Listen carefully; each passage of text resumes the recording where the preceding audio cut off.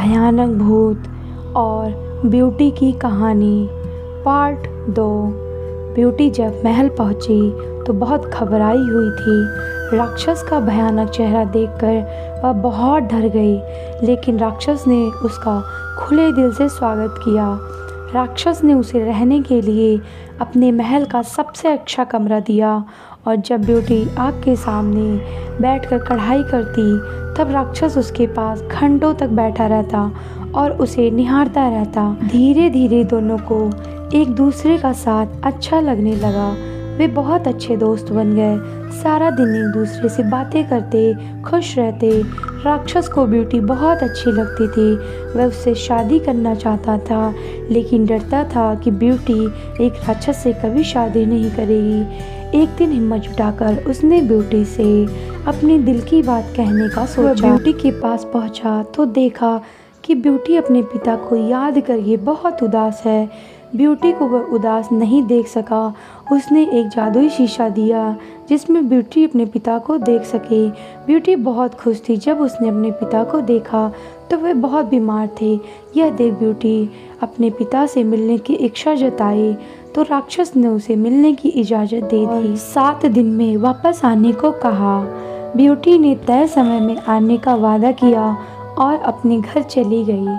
Beauty को सामने देख व्यापारी खुश हो गया और जैसे जैसे उसे पता चला कि राक्षस देखने में भले ही क्रूर हो, लेकिन वह दिल का बहुत ही नेक और दयालु है, व्यापारी की सेहत और सुधरती गई। परिवार से मिलने की खुशी में 7 दिन कब निकल गए ब्यूटी को पता ही नहीं चला। एक दिन ब्यूटी ने सपना देखा कि राक्षस की हालत बहुत खराब है और जल्दी ही मरने वाला है। अगले ही दिन वह महल वापस आ गई और उसने पाया कि राक्षस बगीचे में बेसुध पड़ा हुआ था, जैसे वह मर चुका हो। ब्यूटी उसे देखते ही रो पड़ी।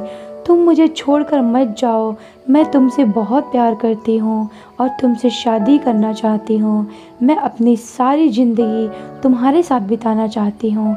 जैसे ही ब्यूटी ने यह शब्द कहे, एक रोशनी ने राक्षस को ढक लिया और जब रोशनी गायब हुई तो भयानक और क्रूर दिखने वाला राक्षस एक खूबसूरत राजकुमार में बदल चुका था। राजकुमार ने बताया कि एक दुष्ट जादूगर ने उसे एक राक्षस बना दिया था और सच्चे प्यार से ही उस जादू को तोड़ा जा सकता था।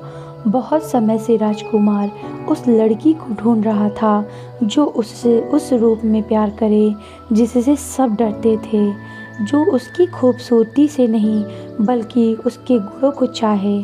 आखिरकार राजकुमार को उसका सच्चा प्यार मिल गया और वह बहुत खुश था।